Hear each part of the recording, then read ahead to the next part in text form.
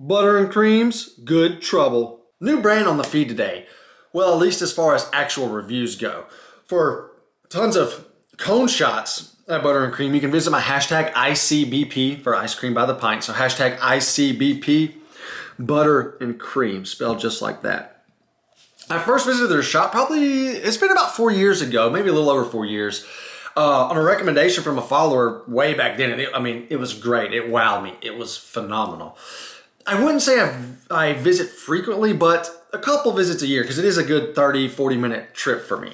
And if I'm being honest, which I always am with you guys, this is probably my favorite Atlanta scoop shop. There are a few close runner-ups, but I would have to say this is my number one.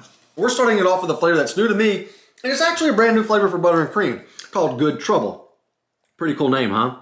So it was made basically for the elections going on right now as we speak. Today is election day. But 100% of the proceeds went to an organization called Fair Fight Action. Google them to research more about them. But this ice cream consists of chocolate ice cream, brown sugar cake, crunchy bits of pecans, coconut, and brown sugar, and it also has a salted caramel ribbon. The ice cream, it's just your run-of-the-mill chocolate, meaning it's ordinary, but it's great. Definitely has more of a milky, sweet, creamy flavor than it does of having like any dark chocolate properties. Very flavorful. As far as density, it's heavy, it's creamy, and it takes a while to temper. Most certainly a premium ice cream.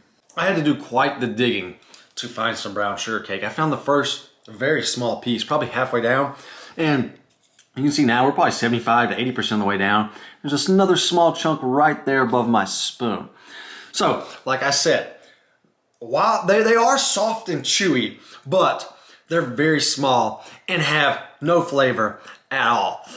What's more likely is the fact that their flavor doesn't stand a chance against the very flavorful chocolate ice cream. The most abundant and also obvious of mix-ins was the pecan bits. They call them bits, but they're pretty decent in size. Falling off my spoon here. As you can see, it's sliding.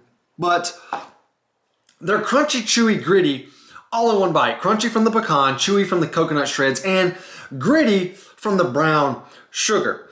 And their flavor was pretty noticeable as well. I was surprised at how balanced it was. You have a sweet pecan flavor balanced with a good amount of both pecan and coconut nuttiness. It's tough to notice the salted caramel ribbon amidst all the chocolate, but it was very top heavy, and I just didn't get much at all through the latter half of the pint. It was more runny than it was gooey in terms of texture, but it was still very much a swirl. It came in like pools of caramel.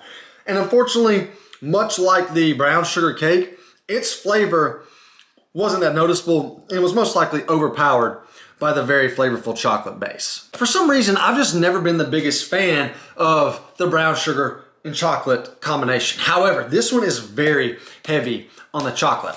And while the pecans made for a good pairing, the other two mix-ins need some adjusting. 6.5 out of 10.